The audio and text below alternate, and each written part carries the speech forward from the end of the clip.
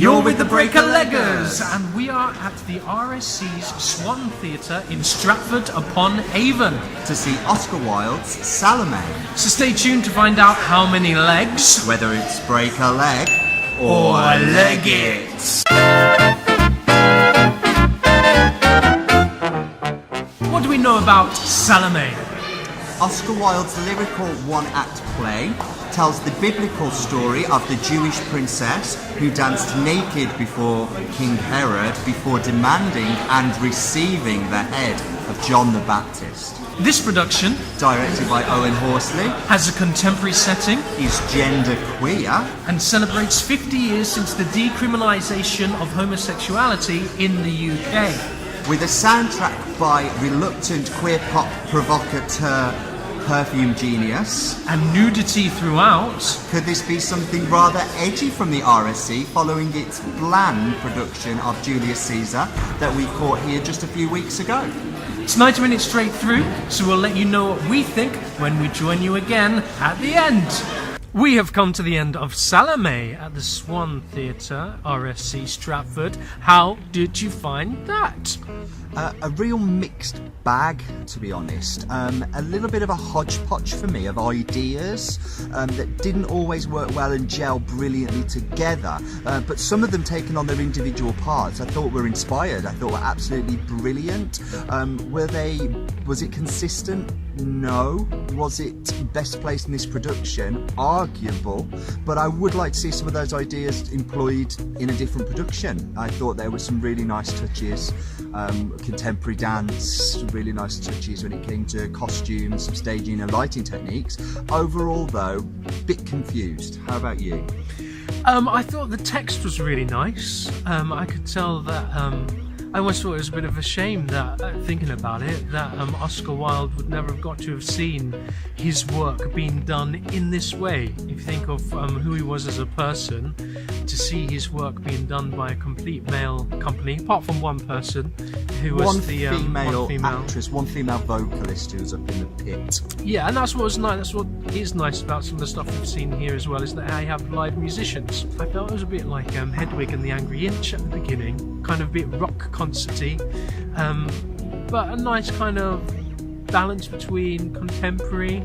That's not a bad comparison to Hedwig. I mean, you've got quite a androgynous looking vocalist who sang lots of pieces by Perfume Genius, and I've got to say the soundtrack was phenomenal. I really enjoyed the music. I want to go out and get on Spotify on the way home and listen to some more of Perfume Genius's music. I'm interested in their ideas, and if it's delivered anything like the vocalist in this piece delivered it like, sounds pretty interesting. So I'm glad it's opened up my eyes to that.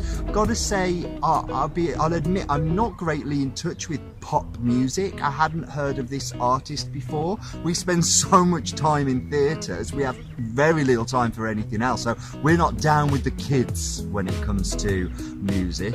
Am I speaking for myself? Are you down with the kids? I so know all these songs. No, he really doesn't. He doesn't know any of the songs. Touches of absolute genius, swathes of tedium.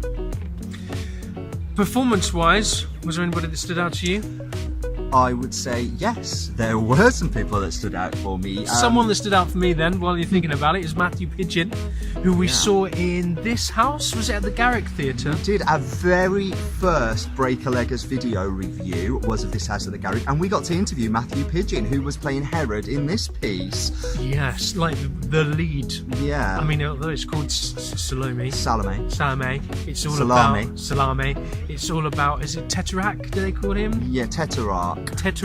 It's all about him, and Mathew played him incredibly well. He is a phenomenal actor. He is, and he had lots of little parts in this house. It was nice to see him have a kind of character to focus on, to give a journey and to give more depth to throughout a 90-minute piece, because in this house we saw him as one character here and there for maybe 10 minutes at a time.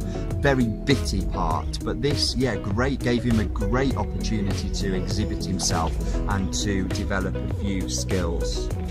I'd say, yeah, he commits fully to every single character he's ever done.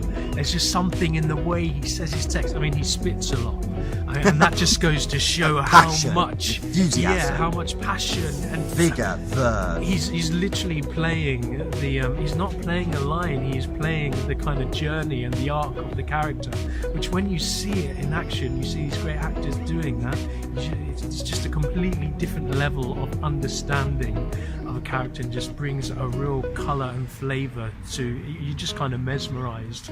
So yeah, we liked him. So he was alright. He was alright. Yeah, it's okay. Also, I would say Gavin Fowler as John the Baptist, or as they call him, Icanon. He was very dynamic in his performance, very passionate, committed, and quite, I would call his performance almost violent in delivery. Like, he really chomped and spat out his part and his lines in a great kind of compelling and really engaging way. Also, great body. Also, Ilan Evans, who, as mentioned before, was the vocalist who delivered the songs of Ilan Genius. Just a beautiful vocal, a beautiful, lovely, soft, harmonious quality to his voice, and very listenable. Enjoyed his performance a lot. Carried himself very well as well. Lovely stage presence and poise. Every time he was on stage, you knew he was there. You know, he drew the eye. That was very nice too. Also enjoyed Assad Zaman. There was a contemporary dance number about love and loss, and you know, someone's final moments and reliving a relationship you've had with someone that's died. That was a fantastic concept. Really well danced and acted by Assad. I would love to see him in other roles. I mean, we did see him in East is East. We did. Was it at the Trafalgar Studios? Yeah, a few years ago, but he didn't stand out to me then, but in this absolutely stood out to me. Direction-wise, like I say, a range of great ideas. A director that's clearly got a lot of ideas. Has he formulated them into a consistent and kind of coherent story with this production? I don't know. I think it's quite a simple story, really. There's not a lot that happens. All Bible stories have to be simple because they're written for the stupid. So, I bet you're wondering how many legs we are going to give Salome here at the Swan Theatre, RSC Stratford. Playing until September? Yeah, playing until September. It's in rep, but there's plenty of opportunity to see this. Salome at the RSC, we are going to give... Three legs! Yeah, kind of middle of the road for this. As I said, some great ideas, inconsistently. Yeah, some great ideas. Real modern piece, real modern telling. Nice to see the kind of cross-dressing ideas going on. Seeing Salome played by a male, a strong male company, although the female character also, I felt, held her own as well against them. So we're the Break-a-Leggers, and we'll catch you again soon. We are heading down to London shortly to see Tapeface and a brand new musical called Holy Crap. Like, subscribe, share, tell us what you think if you get to see this piece with Break-a-Leggers. Catch you later. Bye. Bye.